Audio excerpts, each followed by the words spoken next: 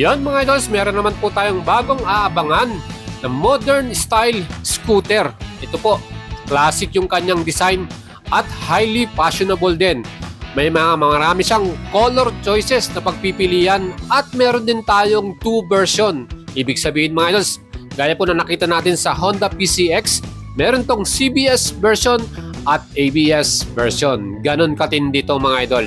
And sigurado ko mga idols, gaya ng pagtanggap natin sa bagong Yamaha Paseo 125, magiging malakas at matindi rin ang dating nito sa atin. Siyempre pa, napakaganda ng kanyang engine specs. Meron tong 4 valves mga idol, liquid cooling na rin. At kung ikukumpara nyo to sa mga bago or mga newest model din na meron tayo sa Pilipinas, gaya ng Yamaha Paseo, air cooling lamang po yun, 2 valves. Yung ating Kymco Like 125, air-cooled din po ito, 2 valves. At meron din tayo sa Vespa, puro air-cool po sila at 2 valves lang. Ito mga idols, 4 valves, ganon katindi. So meron tayong 2 version, CBS version or combi braking system. At meron din tayong ABS version, anti-lock braking system naman. So ang kagandahan dito, yan po ay parehong single channel. So yung harapan lang po natin. At ang the best dito mga idols, lahat na po ng modern features na nakikita nyo po sa mga Honda motorcycle, meron din ito. Gaya ng smart keyless system nito, meron itong USB type charger, meron itong fully digital instrument panel, at yung kanyang mga ilaw LED rin ng mga nilagay nila dito. Plus, meron din tong idling stop and start. So mga idols, ano po masasabi nyo dito sa ating bagong modern classic style scooter from Honda? Kaabang-abang po itong ating model na to. At sigurado po, dahil pinicture natin to, alam nyo na po ang kasunod dyan. Dahil malaki po ang tsansa na ito po ay lumapag dito po sa atin sa Pilipinas, mga idol. Yes! Hopefully, soon na po, ilabas na po ito ng Honda Motors Philippines. At kung ilalabas nila yan, talagang aabangan natin to. Baka maging una pa tayo sa mga magkakaroon ng unit na to. Joke lang. So yan po mga idols yung ating feature para sa inyo. Kung gusto nyo pong malaman ng lahat ng specs ito at features na meron siya, and yung magiging target price range nito, asahan na po natin na medyo mataas ng konti ito. Pero tingnan naman po ninyo, sulit na sulit pagdating pa lamang sa engine, napakaganda na. Liquid cooling, 4 valves mga idol. And additional info, sa Thailand nga, nilabas pa nila yung mga parang meron na siyang accessory na mabibili mo na. Kumbaga nakakabit na pag binili nyo ito.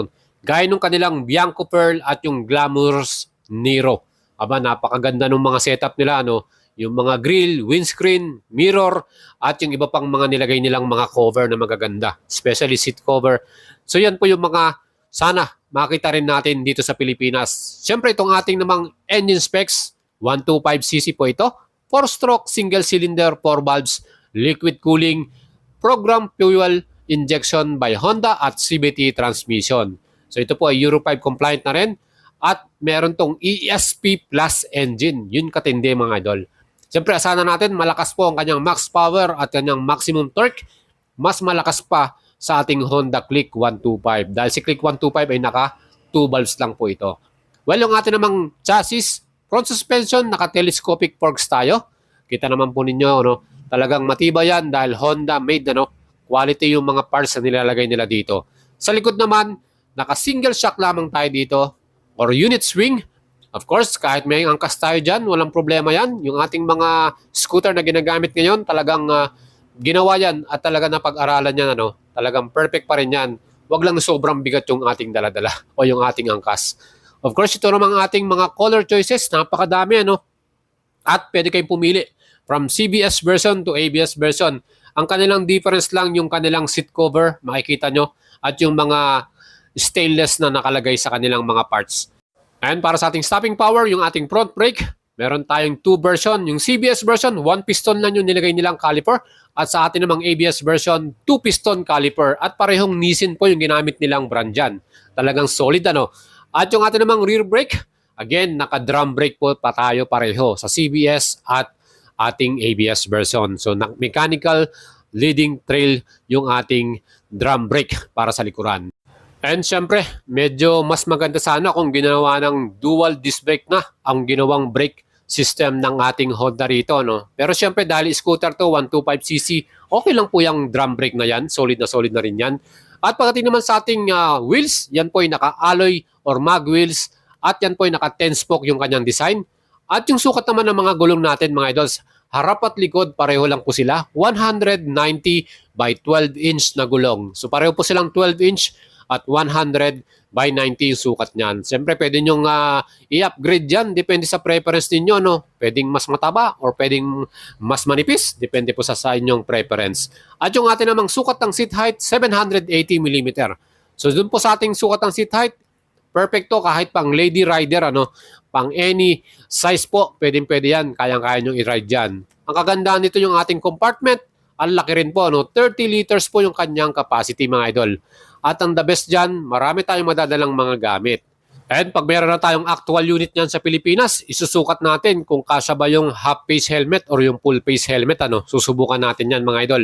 Siyempre pa, dahil sa Honda Giorno na to, meron tong smart keyless system.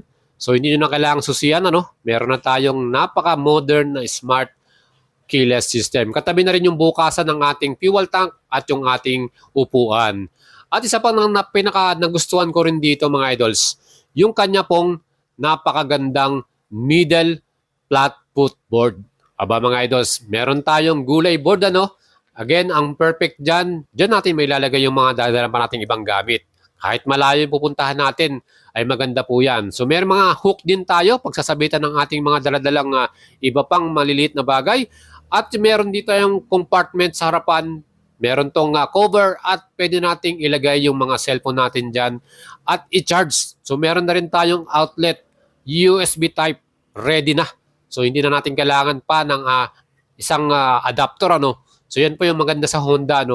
Talagang ready na to charge. At yung atin namang gasolinahan, ito yung pinaka nagustuhan ko rin. Nilagay na sa harapan mga idol. Hindi na natin kailangan i-open yung ating upuan. Another convenience para sa atin. 5.4 liters po ang kanyang capacity. At asahan na natin, matipid din yan sa fuel consumption. So dahil meron pong equip ito na idling, stop and start, another perfect modern features na gusto natin.